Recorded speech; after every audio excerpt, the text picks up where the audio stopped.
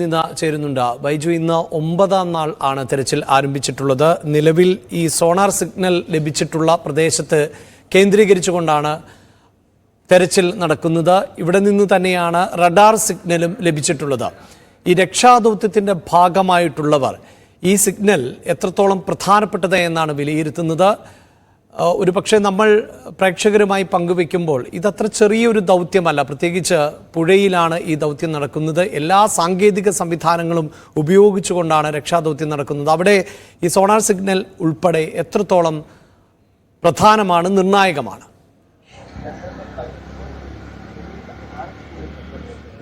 അഭിലാഷ്, തീർച്ചയായും ഈ കരയോടടുപ്പിച്ച് തന്നെ വലിയൊരു പുഴ, അതാണ് ഈ രക്ഷാദൌത്യത്തെ വലിയ തോതിൽ പ്രതിസന്ധിയിലാക്കുന്നത്. പക്ഷേ അതിനു മുമ്പൊക്കെ കുറച്ച് വിവരങ്ങൾ നമുക്ക് ലഭിച്ചിട്ടുണ്ട് പ്രേക്ഷകരുമായി പങ്കുവെക്കാൻ. ഇപ്പോൾ കാർവാർ MLA ആണ് നമ്മോടൊപ്പം സംസാരിച്ചിരുന്നത്. അദ്ദേഹം വ്യക്തമാക്കുന്നത് ഇപ്പോൾ ഏറ്റവും ഒടുവിലായി നേരത്തെ ലക്ഷ്മണന്റെ ഒരു ചായക്കട ഇത്തരത്തിലുണ്ടായിരുന്ന സ്ഥലം, അതിന് പിറകു വശം, ഒപ്പം ഇരുവശത്തും 10 മീറ്റർ ചുറ്റളവിൽ ഇവിടെയാണ് തിരച്ചിൽ നടത്തുക, അടിയന്തരമായി തിരച്ചിൽ നടത്തുക. അത് ബൂം മിഷൻ ഉപയോഗിച്ചാണ് തിരച്ചിൽ നടത്തുക എന്നാണ് കാർവാർ MLA പറഞ്ഞത്. ഒരു ബൂം മിഷൻ ഇപ്പോൾ ഈ സ്ഥലത്തെത്തിയിട്ടുണ്ട്. മറ്റൊരു ബൂം മിഷൻ ഇങ്ങോട്ടേക്ക് വന്നുകൊണ്ടിരിക്കുകയാണ്. ഏകദേശം 1.5 മണിക്കൂർ കൊണ്ട് എത്തും. അത് വഴിയിൽ കേടായതുകൊണ്ട് 1.5 മണിക്കൂർ താമസമുണ്ടെന്നാണ് പറഞ്ഞത്. പക്ഷേ അതേസമയം തന്നെ ഒരു ബൂം മിഷൻ ഇവിടെ എത്തിയിട്ടുണ്ട്. അതിന്റെ പ്രവർത്തനം ആരംഭിച്ചിട്ടുണ്ട്. അത് ഞാൻ സൂചിപ്പിച്ചതുപോലെ തന്നെ ഈ കടയുടെ ഇരുവശങ്ങളിലുമായി 10 മീറ്റർ ചുറ്റളവ്, ഒപ്പം പിറകുവശം ഈ ലക്ഷ്മണന്റെ ചായക്കടയിലാണ് ഈ മണ്ണിടിച്ചിൽ പൂർണ്ണമായും ഇല്ലാതായത്. അത് ആ ഒരു സ്ഥലം തന്നെ കാണാനില്ല. അത്തരത്തിലൊരു വീടും ഉണ്ടായിരുന്നു, ആ വീടും കാണാൻ. എല്ലാ പ്രദേശം കേന്ദ്രീകരിച്ചാണ് ഇപ്പോൾ ഈ തെരച്ചിൽ നടത്തുന്നതെന്നാണ് കാർവാർ MLA പറഞ്ഞത്. മാത്രമല്ല, ഇതിന് സമീപം ഒരു ഡിവൈഡർ ഉണ്ടായിരുന്നു. പക്ഷേ അതിന്റെ ഒരു ഭാഗത്ത് ഡിവൈഡർ തീരെ അവിടെ കാണാനില്ല എന്നാണ് അദ്ദേഹം പറഞ്ഞത്. അങ്ങനെയാണെങ്കിൽ ആ ഡിവൈഡറിന്റെ ഒരു ഭാഗം കാണാനില്ലാത്ത ആ ഭാഗത്ത് കേന്ദ്രീകരിച്ച് മണ്ണ് രൂപപ്പെട്ടിട്ടുണ്ട്. ആ മണ്ണ് നീക്കം ചെയ്യുന്ന പ്രവൃത്തി നടക്കുമെന്ന് അദ്ദേഹം പറഞ്ഞിട്ടുണ്ട്. എന്തായാലും ഇതാണ് ഇവിടെ കൂടുതൽ വിവരങ്ങൾ പങ്കുവെക്കുന്നതിന് മുമ്പ് ആ പ്രതികരണം കൂടി, MLA-യുടെ പ്രതികരണം കൂടി ഒന്ന് പ്രേക്ഷകരെ കേൾപ്പിക്കാം. If we would have been bought dredger, there is no problem. But dredger, the problem is from Goa, dredger is available. And I have taken the span distance of 2 bridges also, which is more than sufficient. Our one bridge span is 9 meter. Okay, that particular bridge is Gangavali Bridge. And one more bridge is 10 meter. That is Konkan Railway. We don't have any problem to carry the dredger. But the problem of the dredger to come here, we are getting the draft. What is the draft available? It means it should not struck the bottom also. Okay.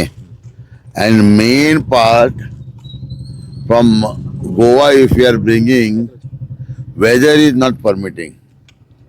It is a rough weather, what we call as. In rough weather, sea-going, captain, sea-going, master and sea-going engine driver, they will bring. Okay. They have told me that unless until this weather stability is not there, they cannot. Today also I am getting updates from Port Department from Goa.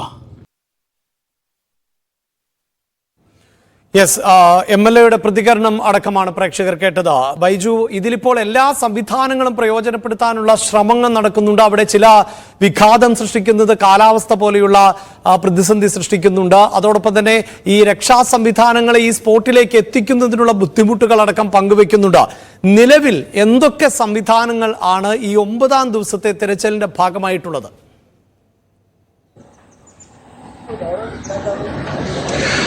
Abhilash, തീർച്ചയായും നമുക്കറിയാം, ഇതൊരു കൊങ്കൺ പാതയാണ്, ദേശീയപാതയാണെങ്കിലും വലിയ ഈ railway പാലങ്ങളൊക്കെ ഇതിൽ മറികടന്ന് ഇത്തരത്തിൽ പോകുന്നുണ്ട്. അതുകൊണ്ട് തന്നെ അത്ര വലിയ യന്ത്രഭാഗങ്ങൾ ഇവിടെ കൊണ്ടുവരാൻ കുറച്ച് ബുദ്ധിമുട്ടുണ്ടെന്നാണ് അദ്ദേഹം പറഞ്ഞത്. പക്ഷേ അതേസമയം അത്യാധുനിക സംവിധാനങ്ങളെല്ലാം തന്നെ ഇവിടെ എത്തിച്ചിട്ടുണ്ട്. ഇനി കൂടുതൽ സംവിധാനങ്ങൾ എത്തുന്നുണ്ട്. ഏറ്റവും പ്രധാനം ഈ പുഴ കേന്ദ്രീകരിച്ച് ഇത്തരത്തിൽ തെരച്ചിൽ നടത്തുന്ന സംവിധാനങ്ങളാണ് ഇപ്പോൾ എത്തിയിട്ടുള്ളത്.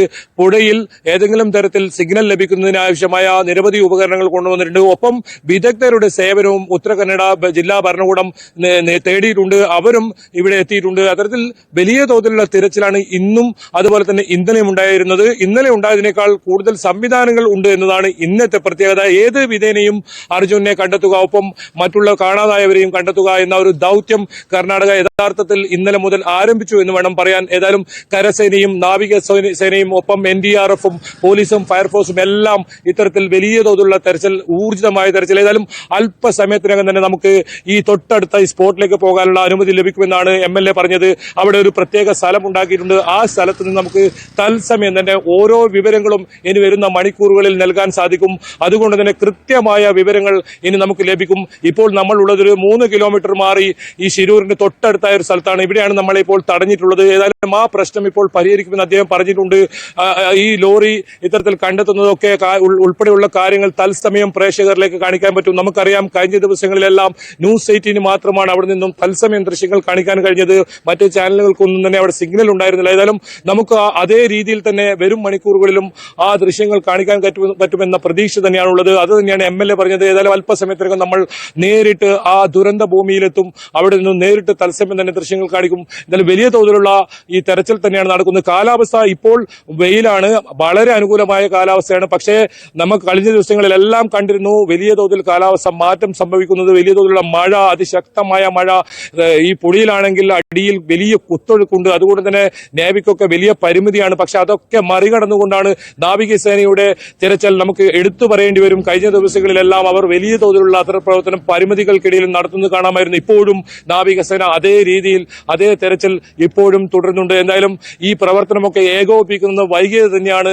ഇത്രയും നാൾ 9 നാൾ വരെ ഇത്തരത്തിൽ ഒരു വിവരവുമില്ലാതെ അർജുന്റെ ലോറി എവിടെ എന്ന് നമ്മൾ ആവർത്തിച്ച് ചോദിക്കുന്ന ഒരു സാഹചര്യം ഉണ്ടായത്. ഇന്ന് വലിയ പ്രതീക്ഷയുടെ ദിനം തന്നെയാണ്. പ്രതീക്ഷയുടെ മണിക്കൂറുകളാണ്. ഇനിയും വൈകുന്തോറും അർജുനെ അവസാനമായി ഒരു നോക്ക് കാണാൻ പറ്റുമോ എന്ന ഒരു ആശങ്ക ഏതായാലും നിലനിൽക്കുന്നുണ്ട്. ഏതായാലും കാലാവസ്ഥ പ്രതികൂലമല്ല, ഇപ്പോൾ അനുകൂലമാണ്. പക്ഷെ അത് ഏത് സമയത്തും മാറാം.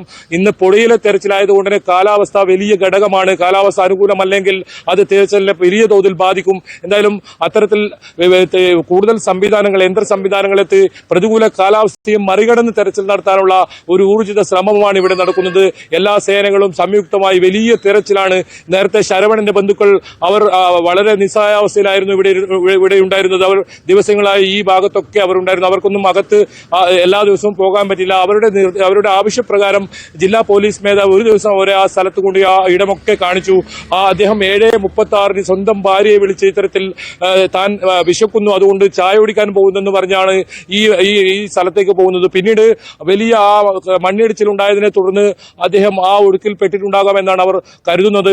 പിന്നീട് ഫോൺ സ്വിച്ച് ഓഫ് ആയ നിലയിലായിരുന്നു. എന്തായാലും അത്തരത്തിൽ തെരച്ചിൽ ശരവണനും എല്ലാവർക്കും വേണ്ടിയുള്ള പ്രാർത്ഥനകളും എല്ലാം തന്നെയാണ് ഇവിടെയുള്ളത്. കേരളത്തിൽ നിന്നും കൂടുതൽ സന്നദ്ധ സംഘടനാ പ്രവർത്തകർ ഇവിടെ എത്തിക്കൊണ്ടേയിരിക്കുന്നു. അത്തരത്തിൽ അർജുനെ കാത്ത് വലിയ തോതിൽ കേരളവും ഒപ്പം നമ്മളും അതോടൊപ്പം തന്നെ ഈ ബന്ധുക്കളും ഒക്കെ ഇങ്ങനെ കാത്തിരിക്കുന്ന ഒരു സാഹചര്യമാണ് ഇവിടെ ഉള്ളത്. എന്തായാലും ഇന്ന് തന്നെ ആ ഒരു സംഭവം, ഈ ലോറി ഇന്ന് കണ്ടെത്തും എന്ന വലിയ പ്രതീക്ഷയാണ് നമുക്ക് ഇവിടെ നിന്നും പങ്കുവെക്കാനുള്ളത്. അഭിലാഷ്, തീർച്ചയായും 9ാം ദിവസമാണ് തെരച്ചിൽ തുടരുന്നത്. അപ്പോഴും ആ ലോറി കണ്ടെത്തുമെന്ന വലിയ പ്രതീക്ഷയിൽ തന്നെയാണ് ഒരു ജനത ഒന്നാകെ കാത്തിരിക്കുന്നത്. നേരത്തെ